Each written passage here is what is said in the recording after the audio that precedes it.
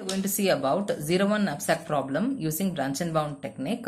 So first we will understand what is 0-1 knapsack and then we will go ahead with the problem. So what we are given? So we are given with a knapsack. Knapsack is nothing but a bag whose capacity in terms of weight is given to us. And a set of items with their weights and their profit values are also given to us. So we are given with these two things: a bag whose weight is known and a set of items whose profit value and their weights are known to us. What we have to do with the given set of things with us? So the bag, that is the knapsack, should be filled with the items from the given items. So we are given a set of items. We have to select a subset of these items and fill the knapsack in such a way that condition, so subjective to the condition, that the knapsack is filled with maximum profit value and pertaining to its capacity condition. Meaning, so we know that the set of items are given along with their profit value and weight. So let's say we have 10 items with us whose capacity total whose profit value and weights are known. So let's say the knapsack capacity is only 50 kg. So that means, so from the 10 items, so we can only select those items whose total weight is less than or equal to 50 kg, or and also their value, the profit value should be maximized. So the weight the condition should also be met. Also their profit value should also be maximized, meaning we should select the items in such a way that we are getting a maximum profit. That means the items are chosen whose profit value is highest. So 0-1 knapsack means, so knapsack is of two types. So one is fractional knapsack and the other one is 0-1 knapsack. 0-1 knapsack means like either we take an item or we drop an item. So we take an item is 1 and we drop an item is 0. So that means 0-1 knapsack holds good for the problems wherein a fraction of item cannot be taken. So for example, I mean an oven, a washing machine. So these cannot be taken in fraction. So for such problems we can use 0-1 knapsack. Whereas in fractional knapsack, so we can take a fraction of an item. So, so in such a way that the capacity condition is met. So that is fractional knapsack, but today we are going to look at 0-1 knapsack and we are going to tackle it using branch and bound technique. So how branch and bound tackles this problem? So we have two strategies, as the name suggests, branching and bounding. So branching analyzes the possible set of items that can be included or excluded. So we do that using a state space tree. We've already done that for traveling salesman problem in the previous video. So we will analyze each and every branch by either including the item and excluding the item. So whichever is giving the maximum. That's what branching helps. That's how branching helps. And bounding. So bounding is nothing but each and every node. So when we are considering each and every node, that means when we are considering each and every item, we will have an upper bound. So we will have a bounding function. So to just compare with the how well that gives us the best solution. So our overall objective is what? Our overall objective is to fill the bag with the maximized profit value, and also we have to abide by the capacity of the knapsack or the bag given to us. In order to do that, so when we are, we will keep filling each and every item into the bag. So when we are doing so, we have to compare with the upper bound each and every time, so that we are going in the right path. So you will understand this better as and when we move on. This is the given problem to us. The total capacity of the knapsack is 15 kg. So that means it can only hold 15 kg of items into it. And the number of items given are 4. So this is the profit value. The first row tells the profit value of the items, and the second row tells the weight values of the items. So let's say let's say it is in kg. Why? Because the capacity of the bag is given in kg. So this should also be in kg. So we have 4 items with us: x1, x2, x3, x4. So all we need to do is that we need to fill the bag whose capacity is 15 kg by choosing the subset from this 4 items in such a way that we are filling the bag with the highest profit yielding items. So we will be having a subset. The output will be in the subset of items finally. So we will see how we are going to do this using branch and bound technique. As mentioned earlier, so for each node we have to find an upper bound, and also along with that we need to find a cost function. So we will see how it is calculated. So first we need to find the upper bound for the entire problem, and for the entire problem, initially we will fill the initial value of the upper bound is minus infinity, but we will have to calculate for each and every node of the state space tree, and we will update the upper bound, that is this infinity, each and every time when we are getting a better upper bound value. Okay, so we will start and we will look the problem in steps. In step 1, we will, let's say we start filling the bag from the item 1, that is x1 we are filling. Now we need to calculate the upper bound. So this is what we were given with.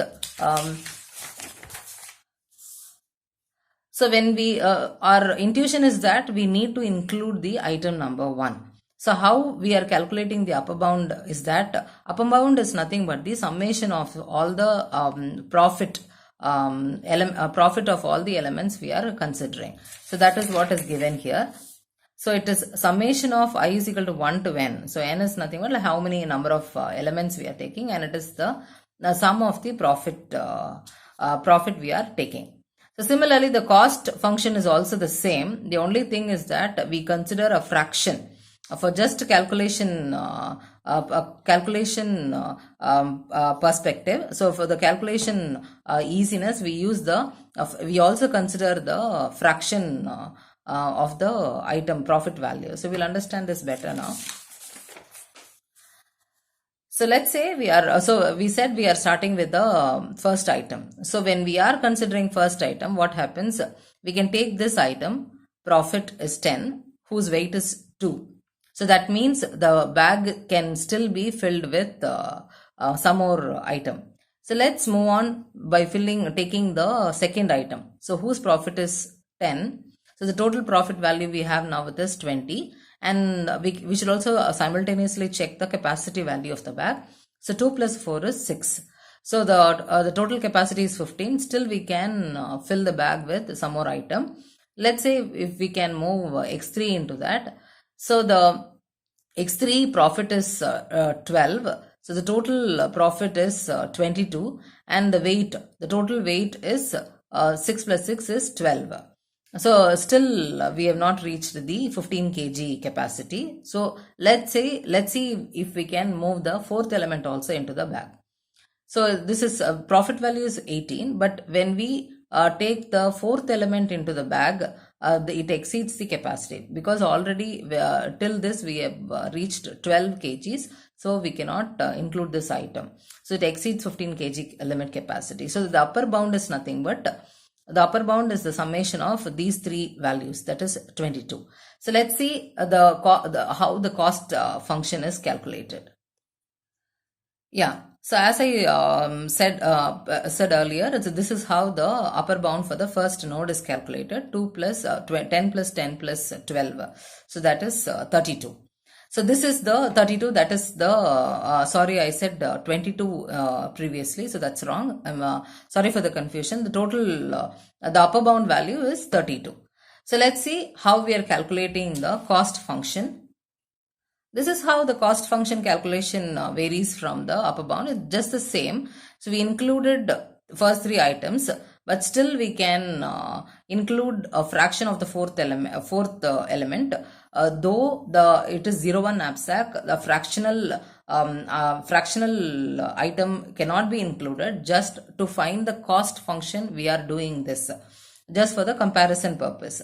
So still we are left with 3 kgs. So till here we had filled the bag with 12 kgs. So the total capacity is 15. So 15 minus 12 is 3. So this is the profit by weight ratio. Profit by weight ratio of the fourth element multiplied by 3. This is the fraction we are including it. So when we do that, so the total cost function comes to minus 38. So now we've got the upper bound as minus 32 and the cost function of the first node is minus 38. As said earlier, so we will have to update this upper bound because earlier it was infinity. So minus 32 is definitely better than infinity. We will update the upper bound of the entire problem as minus 32 now.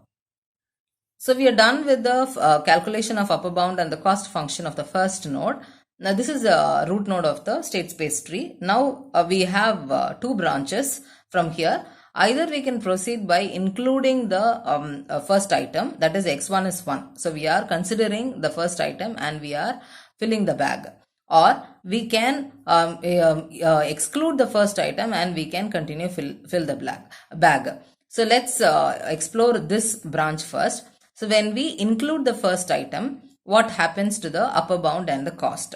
So when we include the first item, anyway the upper bound was calculated. This minus 32 and this cost function minus 38 resulted only after including the first item. So this will not change. This will remain the same.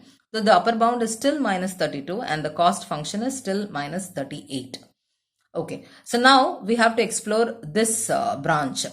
So when the first item is not included, what happens to the upper bound and the cost function?